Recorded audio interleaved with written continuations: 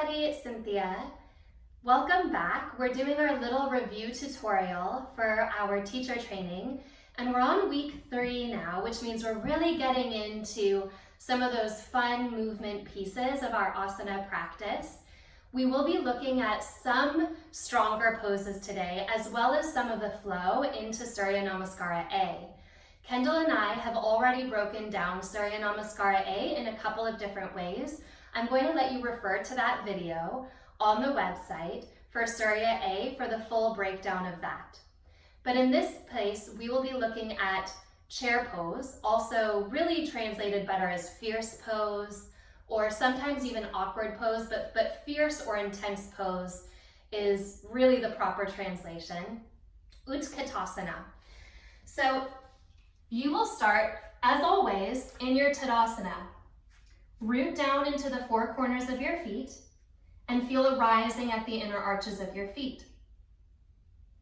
Draw your tailbone towards your heels. Put a softness in your knees. Even here, you're feeling your upper thigh bones just gently drawing back. Low navel rising. Do you remember the hip hinging we did last week in uttanasana? Really this crease at the front of the pelvis. So you're not bowling over your hips, you're hinging directly here at that crease. It's the same for utkatasana. In utkatasana, 2 things happen. One is we tend to round into our chair pose, or we tend to spill into our chair pose. But the orientation of the pelvis, relation to the spine, should be exactly what it is in your Tadasana. So as you inhale, you'll reach your arms out and up, shoulder blades move down, triceps wrap forward.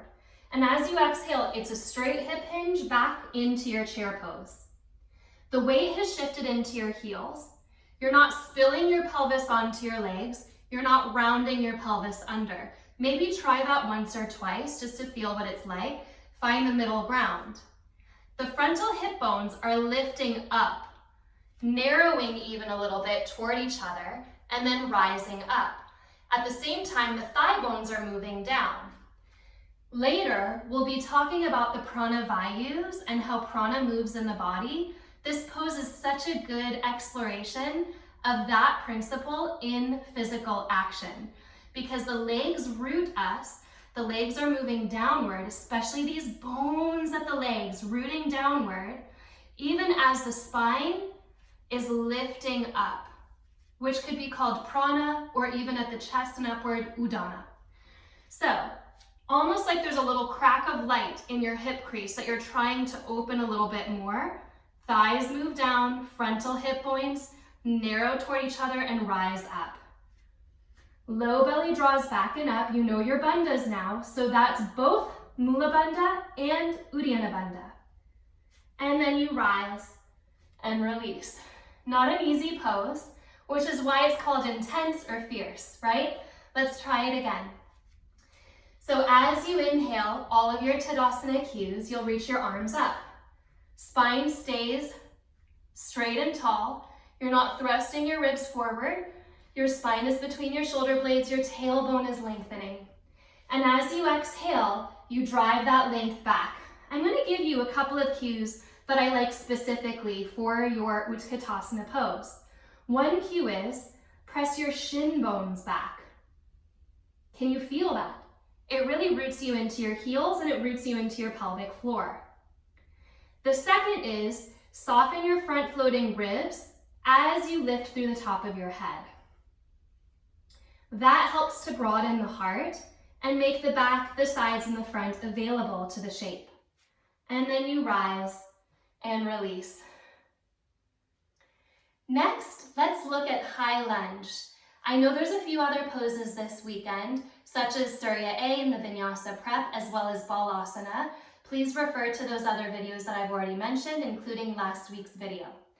This time, into your high lunge, we'll start with our Utkatasana.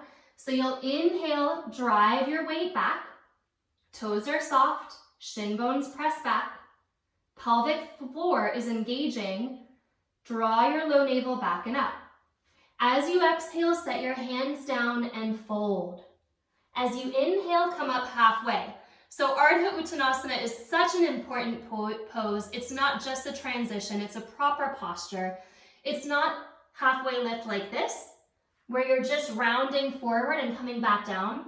If that's what your spine does, bend your knees a lot more so that you can actually feel that movement of your spine in axial extension, lengthening forward. Maybe someday your legs will straighten, maybe they won't. This is what you're looking at, not this. So, top of head to tailbone, that's where you're looking. And then you'll step one foot back, coming into a high lunge prep. High lunge, or anjaneyasana B, will have our hands overhead and our torso upright. But this tells us a lot right here. First of all, you're not on a tightrope, so you're not foot-to-foot alignment. If you feel unstable, you can even walk your right foot more to the right. You're more on railroad tracks here, so you've got a good solid base. The front knee is over the front heel. The front sitting bone is wrapping into the body, not swinging out to the side, but hugging in. Your back leg is Tadasana all the way. The inner thigh draws up, the tailbone lengthens. As you inhale, you can bring your hands to your front knee and just feel that extra Tadasana-like shape from that back heel to your shoulders.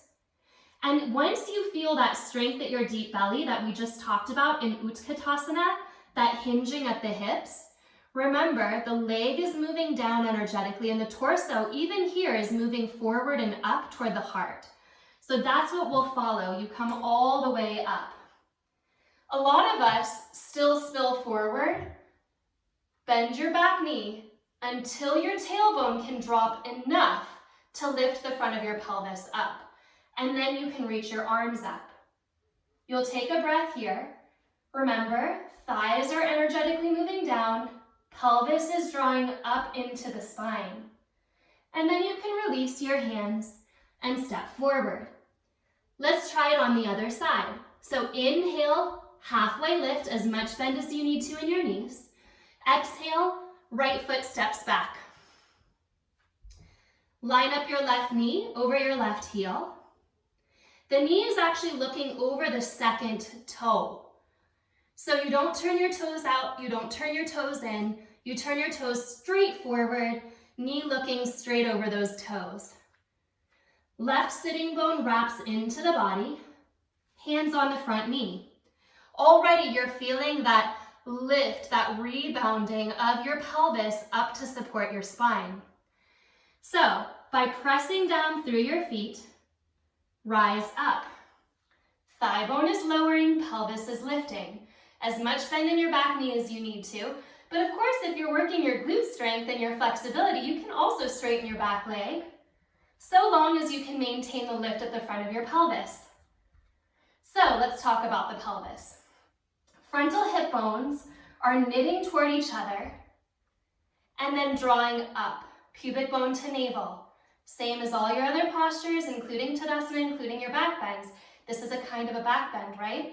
So navel draws up from the support of the pubic bone, and then your arms can reach up. Really, it's held by the pelvis. The arms are the last piece. And you'll release your hands down and step forward, folding to release. Can you see that your high lunge is a prep for your warrior one? Very similar action to warrior one. So this time, as you inhale and rise up halfway, step your left foot back again, fingertips under the shoulders, but this time spin your back heel to the ground. You're still not on a tightrope, you're on a railroad track. So if you need to walk your right foot a little to the right, do that. If you need to narrow your stance a little bit because you don't quite have the strength to find that 90-degree angle in your front knee, then step forward as much as you need to. Your warrior one can be as short as you need it to be. It can also be as long as you need it to be. So find your proper position. Thigh bones hug. Heels press down. Root and rebound each foot. The arches rise, so take a look at your back foot. Is the arch collapsed? Press into the pinky toe side of that back foot so you can feel the lift at the inner arch of the back foot. And then hands to the front knee. So same thing as before. Tailbone is lengthening. Heart is long. Front of the pelvis is already lifting energetically. Then you press down into both heels and rise up. Just like your lunge, it's a back bend. So drop your tailbone, rise through the frontal hip bones, and feel that reach at your fingertips, even as your shoulder blades move down your back. Can you notice a slight spiral of your left inner thigh back? If we were in Tadasana, this would be that slight spiral back of the inner thighs, which is really the same cue as take your upper thigh bones back. Spiral the inner thighs back, take the upper thigh bones back, meet that with the tailbone. They go hand in hand. So, in your warrior, inner thighs still spiraling back, met by the tailbone lengthening down. Take one more breath. Fingertips to the earth, step forward. Lift up halfway, Ardha Uttanasana, because there's always room for a little Ardha Uttanasana. Change the wave, and then fold back down. Let's take the other side. Lift up halfway. Your right foot will step way back. The heel will spin to the ground. Drop your head for a second to check out your back foot. See that the inner arch is lifted. And even here, see that the inner thigh is slightly drawing back. The left knee is directly over the left heel. The left sitting bone, it's not swinging to the left. It's wrapping in. Hands to the front knee. Are your toes white? If they are, you're putting too much weight into your toes and not finding the rooting and rebound principle through your feet. So root into the inner ball and outer ball of the foot, the inner heel and the outer heel, and then soften your toes. They might even pick up a little bit, just for a little moment. Place them down. Press into your heels to rise up. Inner spiral, tailbone lowers, arms reach up. So, on this side, let's look at the upper chest. The ribs love to flare forward in our back bends.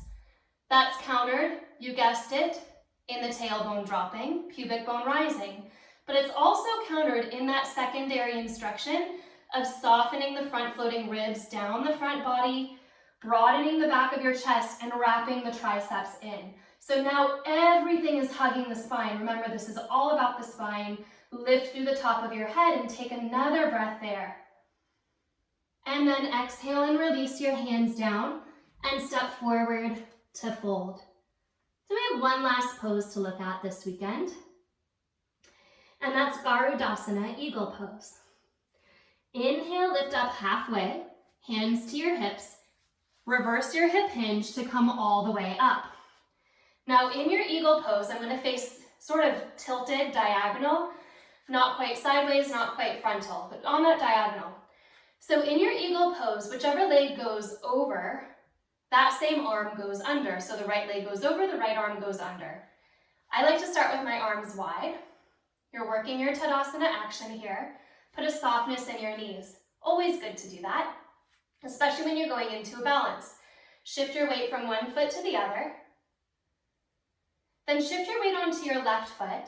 Bring your right leg over your left leg, and maybe set the toes onto the ground if you need a kickstand, and maybe wrap the toes behind you if you don't. But you're squeezing your inner thighs. Right elbow comes under the left elbow, and maybe your hands hold. Shoulders, again, if you're still warming up, or hands intertwine. Now, remember utkatasana. You draw your thigh bones down as the deep belly rises up. So, apana in the legs, prana and udana in the spine, rising and rebounding.